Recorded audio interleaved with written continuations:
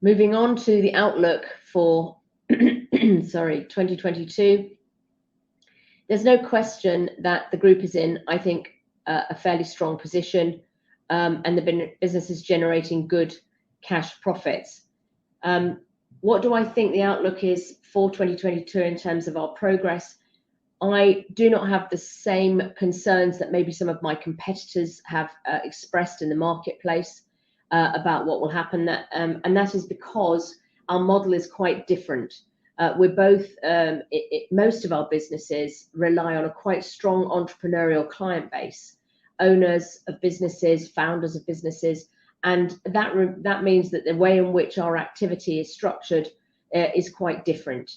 And therefore, we are not seeing the downturn in corporate activity that some of our competitors have spoken of. But we would not necessarily expect to, because they have got a broader institutional based and much higher volume corporate activity model than we have.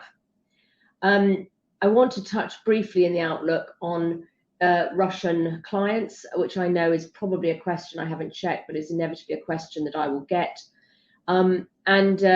We need to remember that there are two aspects to this. There are sanctioned Russian entities or people, and there are non-sanctioned Russian entities and people. And I will be so bold as to state, and maybe be unpopular for doing so, that there are an enormous amount of Russian people who condemn what's going on in Ukraine in the same way that all of we do, and many of whom have lived in London and worked in London for many years, in some cases all of their lives.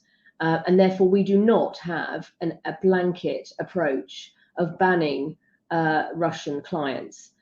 We will work with those that are unsanctioned, and we will continue to work with those. But what we are doing is we've added a layer of compliance checks that means they all cross my, and we do look at them on an individual basis to ensure that we can get comfortable with them on many levels. As far as sanctioned work is concerned, again, we need to be very careful to understand that the UK government does license certain sanctioned entities, normally corporates, in order to be able to meet some of their contractual or fiscal or regulatory obligations. And in that respect, we will work with those entities, again, if it meets certain high compliance reviews that we undertake. We mustn't forget that in Rosenblatt, we have a branded product that offers a solution to difficult situations, for difficult and challenging people or entities. We have a white-collar crime practice that works specifically in the area of sanctions, and obviously not just sanctions for Russian entities, sanctions on anything.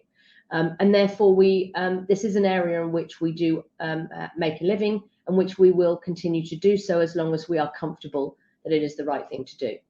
So in terms of our outlook for 2022 economically, I am viewing the year with, I'm always cautiously optimistic at this time of year, as it's only Q1 and we're going out a month earlier than usual, but I'm comfortable with 2022. And I do think that we will have opportunities for strategic M&A in this market, and there will be many other opportunities thrown out by the inevitable crisis that surrounds the economic conditions that we're seeing in the market today.